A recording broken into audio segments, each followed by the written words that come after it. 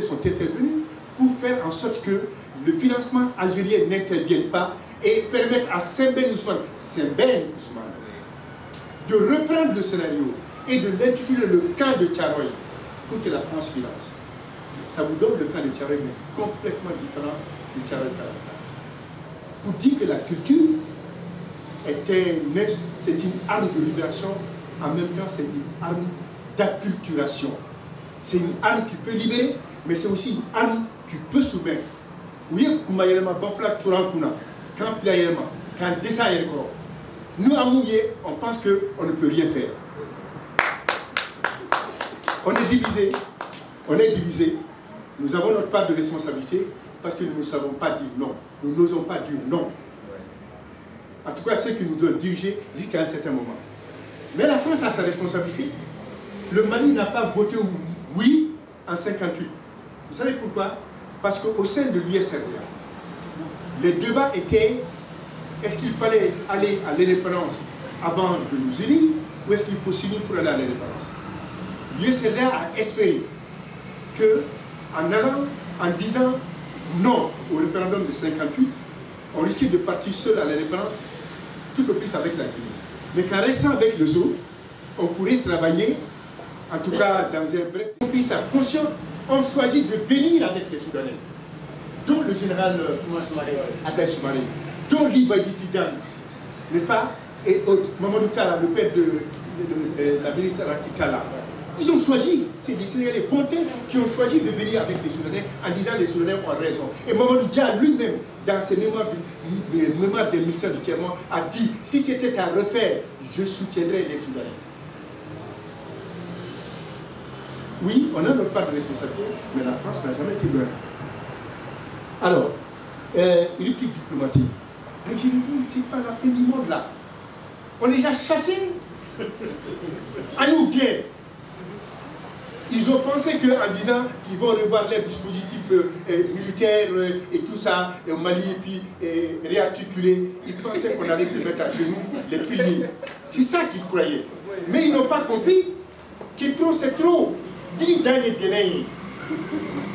ne peuvent pas continuer depuis 1957 avec l'organisation commune des rivières du Sahara, vouloir nous diviser, vouloir opposer la communauté Tamashek aux autres Maliens, sous prétexte que ceux-ci sont blancs, les autres sont noirs.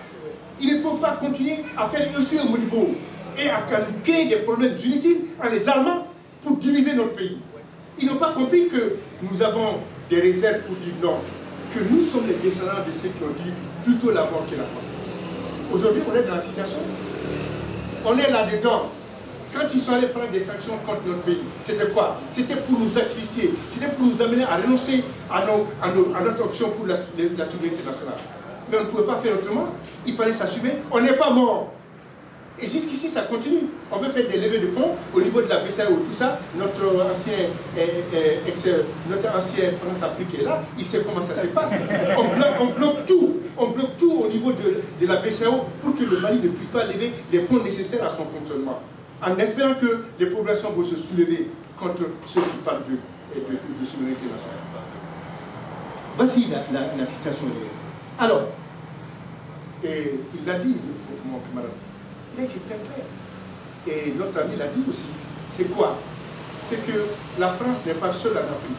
Et dans le discours du président Macron, il l'a reconnu. Il dit qu'il y a des gens qui sont venus, qui se battent avec des moyens que nous n'utilisons pas, que je n'accepte pas, mais qui se battent quand même. Ils sont là. Et il a cité des pays qui n'ont pas la même politique étrangère, qui n'ont pas la même philosophie des relations avec les pays. La France, roi de l'homiste, donneuse de leçons, ne peut pas faire autrement que d'instrumentaliser les droits de l'homme et créer des problèmes à nos pays. Il faut qu'on se le dise. Quand d'autres viennent, vous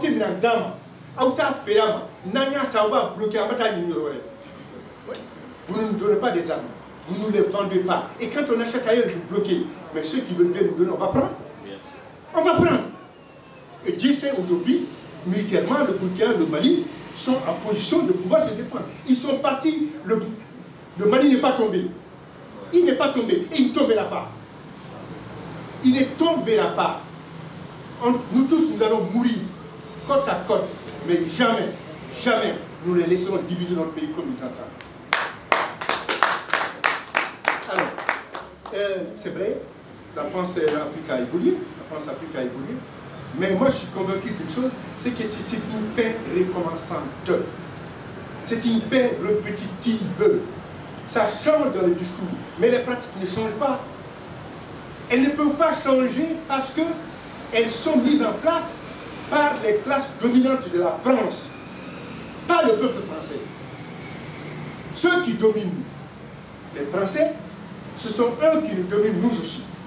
Ceux qui exploitent les Français, ce sont eux qui nous exploitent nous aussi.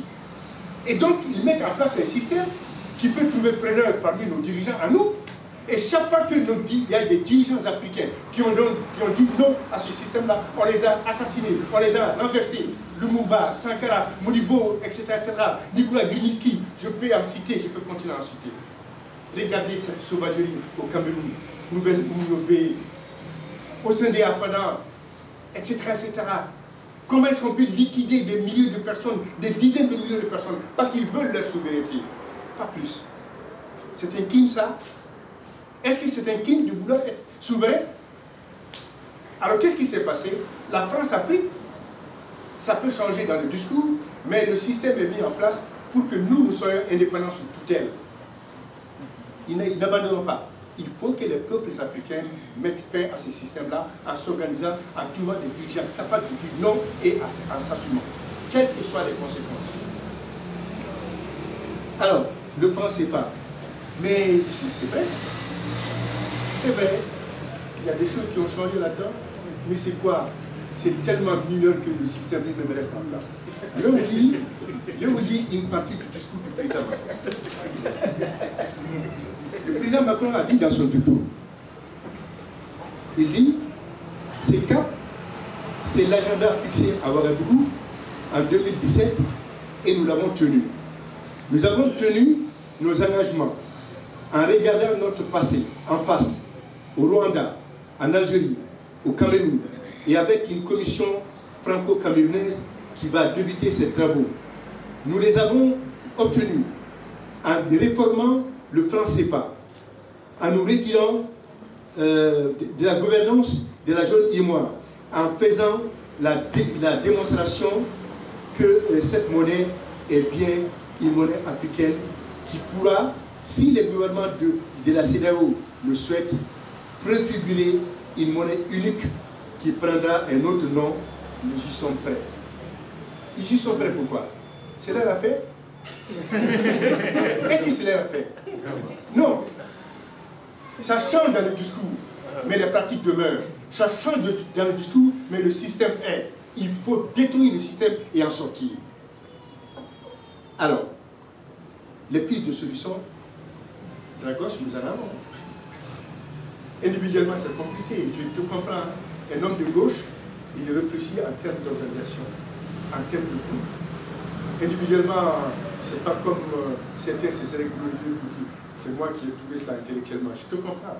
Mais nous sommes obligés de faire des propositions, et quitte à ce que ça converge avec les propositions d'autres organisations, des organisations véritablement démocratiques.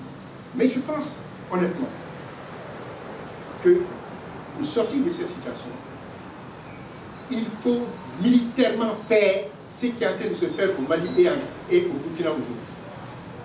Militairement, il faut faire ce qui est en train de se faire au Mali et au Burkina Faso. Dénoncer ces accords iniques de coopération militaire, de tutelle française de la France sur notre système de défense. Il faut y mettre fin.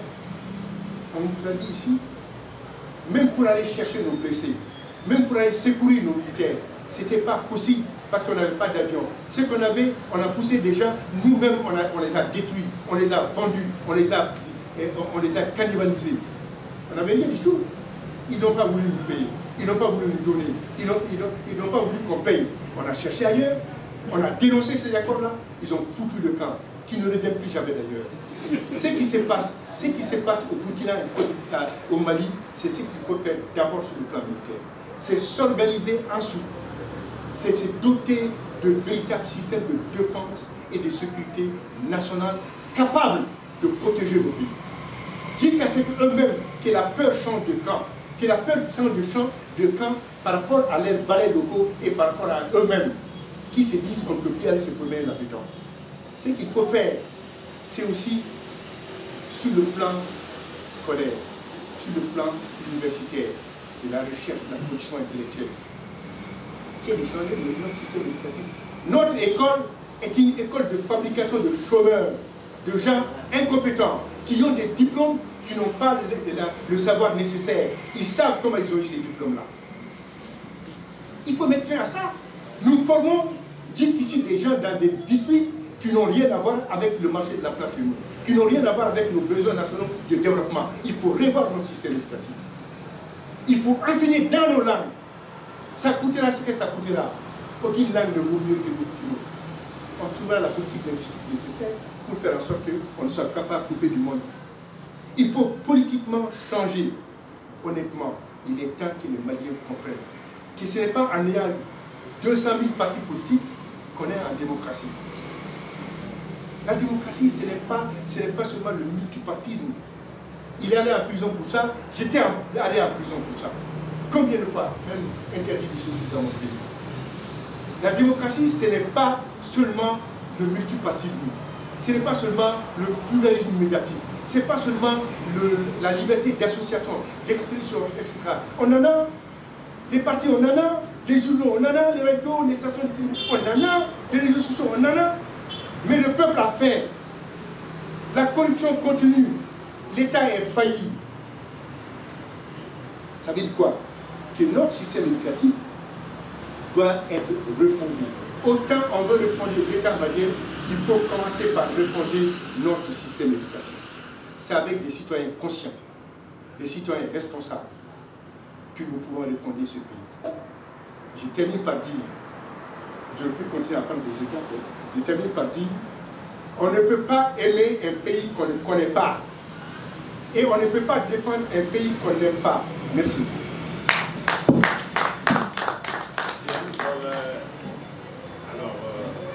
Sur ces paroles d'espoir, je voudrais dire que oui, c'est vrai que la démocratie, ce n'est pas l'expression des...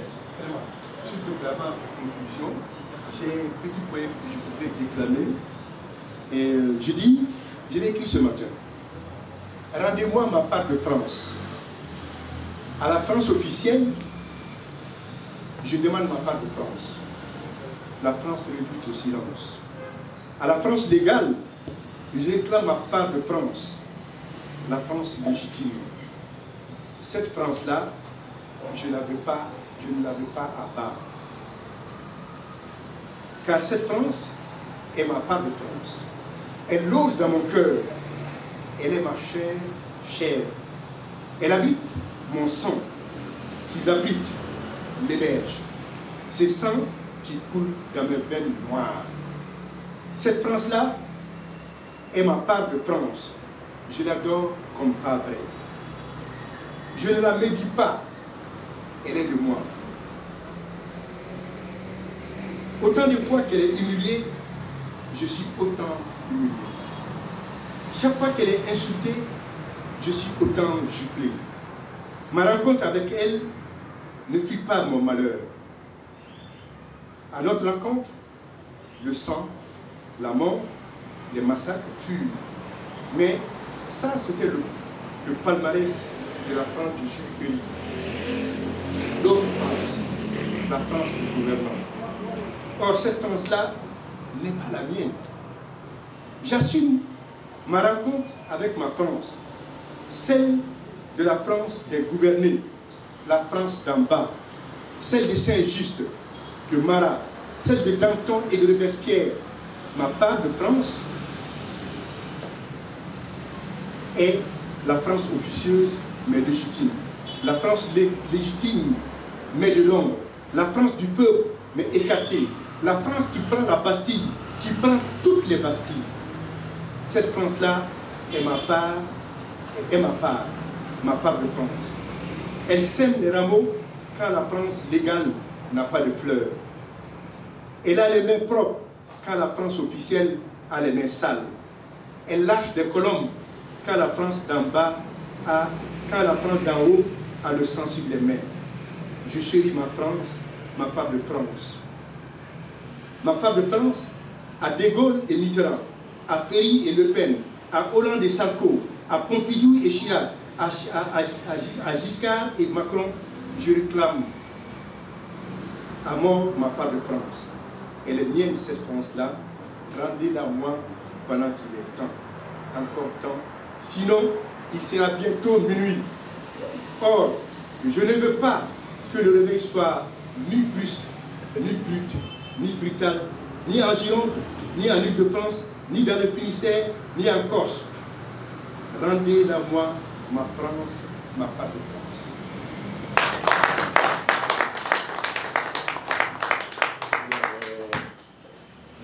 Merci beaucoup, Aruna. Merci, Dragos. Nous savons que la démocratie, ce n'est pas l'opinion, ce n'est pas mon opinion, ce n'est pas ton opinion, mais qu'il y ait l'information là-dedans. Et c'est ce qui est capital. Et nous avons voulu aujourd'hui que nous ayons de l'information, que nous ouvrons des débats et qu'on puisse amener de l'information et qu'on puisse créer des espaces de dialogue et que nous essayons de nous projeter et de voir comment nous pourrons construire sans passion ce qui fait le vivre ensemble. Alors voilà, en votre nom, je remercie Dragos, je remercie Aruna Bari et vous aussi pour vos différentes contributions. Et Acte 7 voudrait vraiment construire cet espace de dialogue, de rencontre et d'échange. Merci à tous, rentrez tous en bonne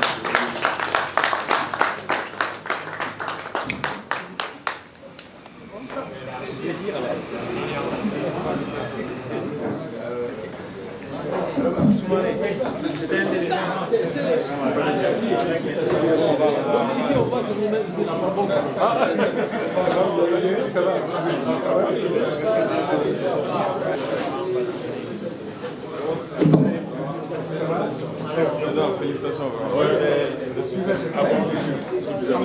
Non, on a aimé, tout le monde a aimé. Non.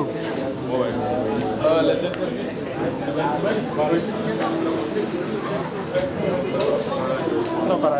Oui, ça va, bien passé. Oui. Ouais.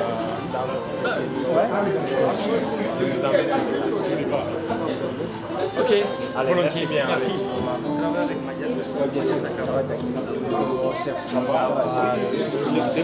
Dites-moi que vous avez rencontré Radouane. Ah, vous l'avez vu dès le début.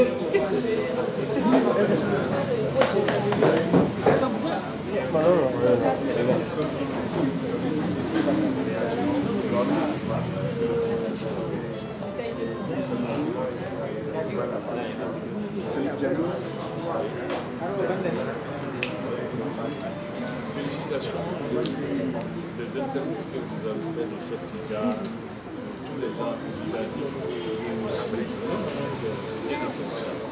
Vraiment, félicitations.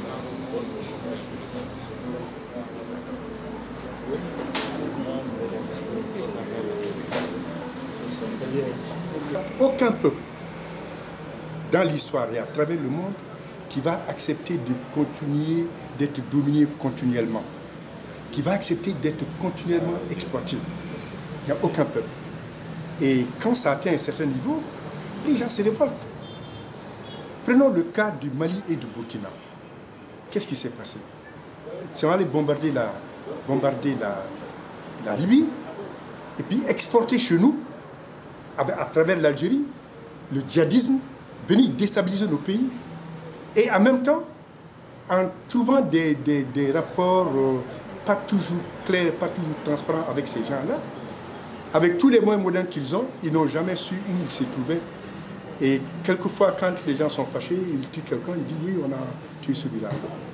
Ils ne nous ont pas armés, ils ne nous ont pas aidés à nous armer. Il fallait bien qu'on rompe avec un tel système. Donc, cette rupture sur le plan militaire, sur le plan sécuritaire, est à encourager, est à élargir, à approfondir dans tous les autres domaines.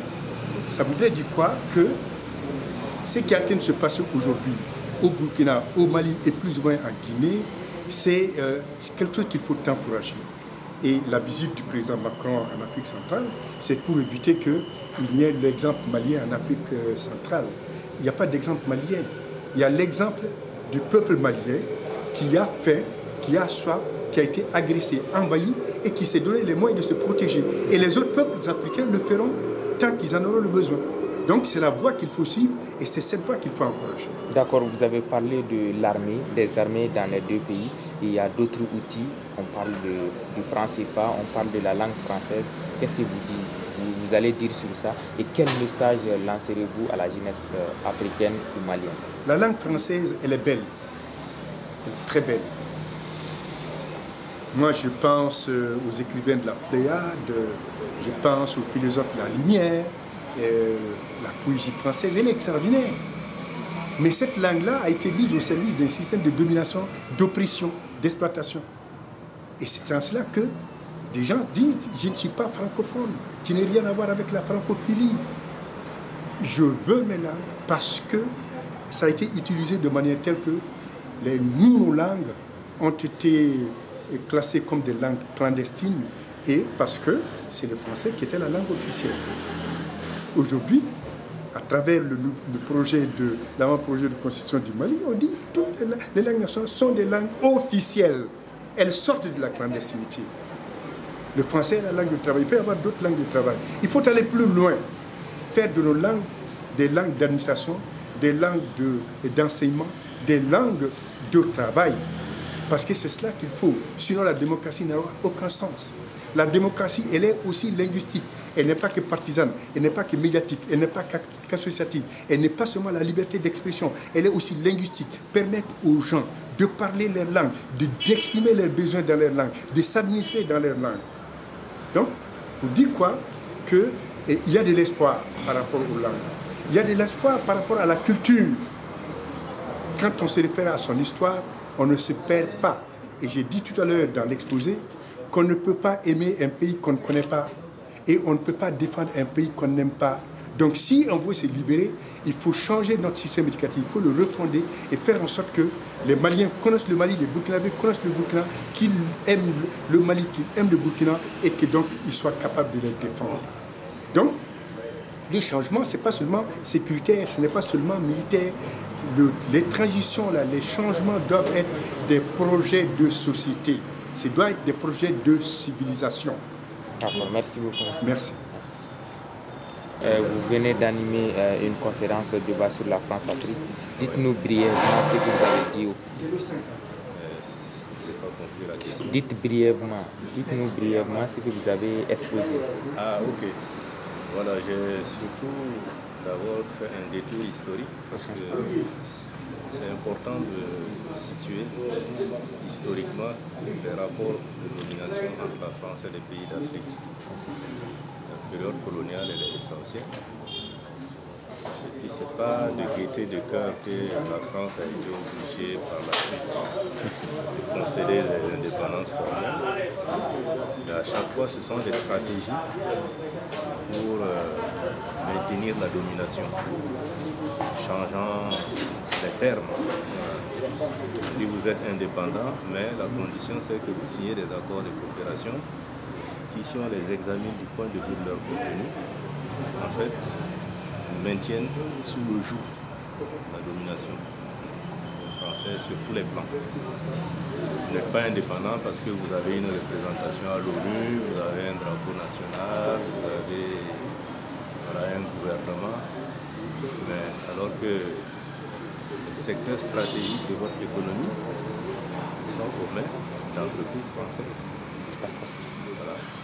D'accord, on voit que ces derniers temps, le Mali et le Burkina Faso particulièrement rejettent cette politique française. Que pensez-vous de cela?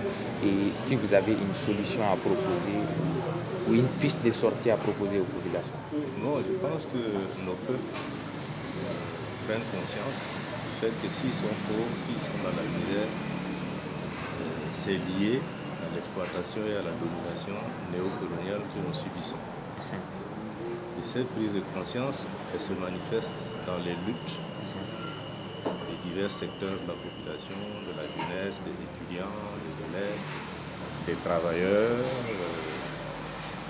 des mines, des paysans qui réclament un meilleur prix pour leur production agricole, ainsi de suite. Donc il y a de plus en plus cette prise de conscience. Et ces deux pays sont confrontés depuis maintenant plus d'une dizaine d'années aux attaques des groupes armés terroristes.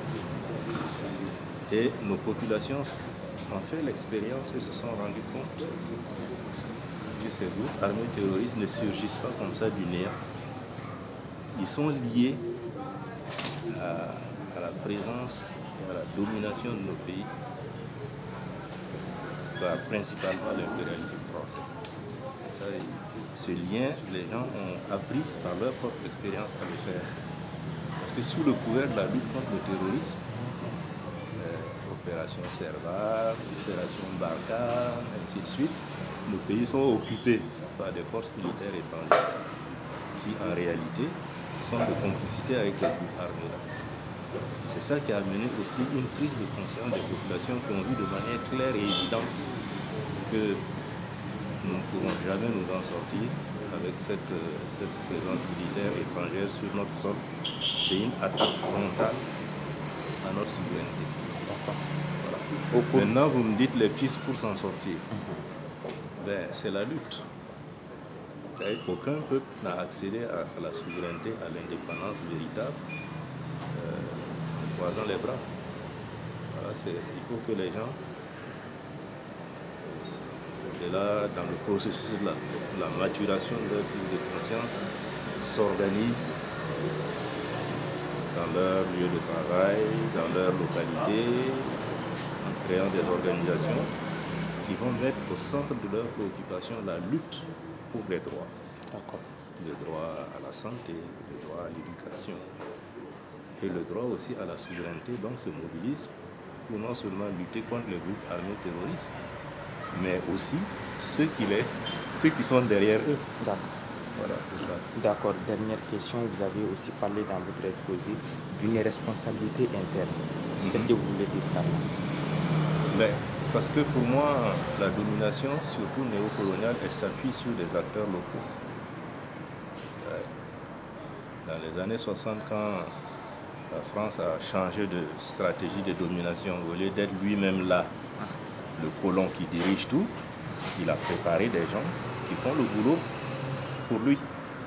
Et ces gens-là aussi ont des intérêts. Voilà. Et donc c'est une bourgeoisie locale qui est alliée aux intérêts étrangers pour piller les ressources du pays parce qu'ils s'enrichissent. Là, ils se font des milliards sur le dos du peuple, mais en collaboration avec les grandes entreprises, les multinationales étrangères qui viennent s'implanter chez nous. Donc voilà, eux, ce sont on les appelle les alliés. On peut même utiliser l'expression les valets locaux, quoi, parce qu'ils servent les intérêts de la puissance étrangère. Voilà, ces gens-là sont responsables. Bon, mais on peut élargir la question de la responsabilité à que doit faire chaque citoyen, chaque citoyenne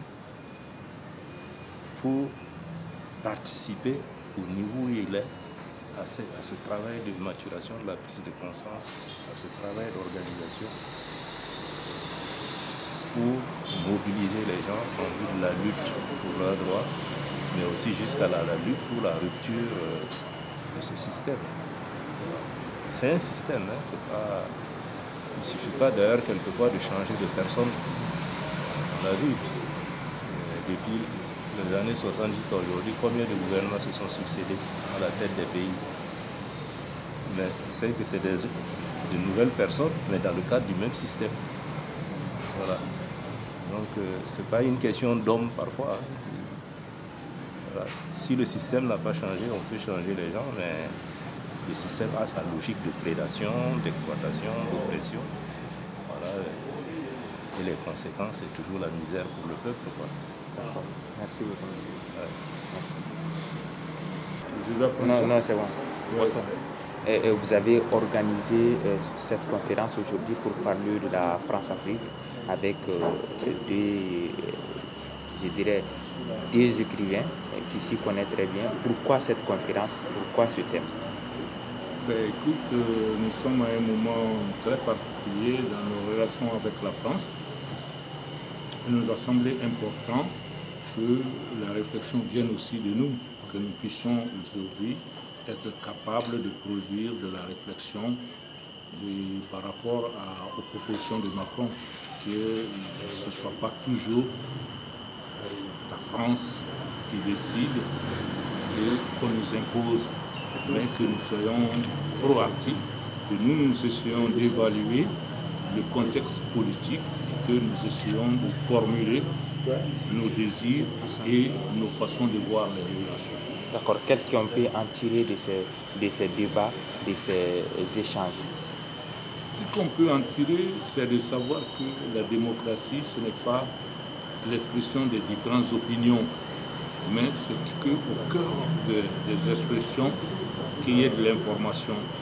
Et cette information qui permet de débattre, de faire des projections, de se dire, ok, moi je pense que, mais quel est l'intérêt aujourd'hui du peuple malien? Parce que nous avons vu à un moment donné où le débat démocratique a été biaisé quand on réduit ce débat-là à l'opinion, l'expression des opinions. Toi, tu exprimes ton opinion, tu n'es pas contre, tu n'es pas d'accord, tu exprimes ça. C'est ce qui a favorisé les mille collines, etc. Mais que, au sein de ces expressions des différentes opinions, qu'il y ait des débats et qu'on arrive à proposer, parce que justement, dans les pays comme la France et tous, il y a des think tanks, des productions de savoir. Le peuple aujourd'hui, les dirigeants maliens ont besoin d'avoir des think tanks qui proposent des idées, des solutions que le pouvoir peut prendre ou ne pas prendre. Mais nous avons le devoir de construire cet espace d'expression et de production du savoir. Absolument. C'est la raison pour laquelle nous avons créé cet espace-là. D'accord. Dernière question, vous avez parlé aussi du rôle que peut avoir la culture dans ces échanges-là. Fondamentalement, il faut comprendre que la culture, c'est des enjeux très, très importants.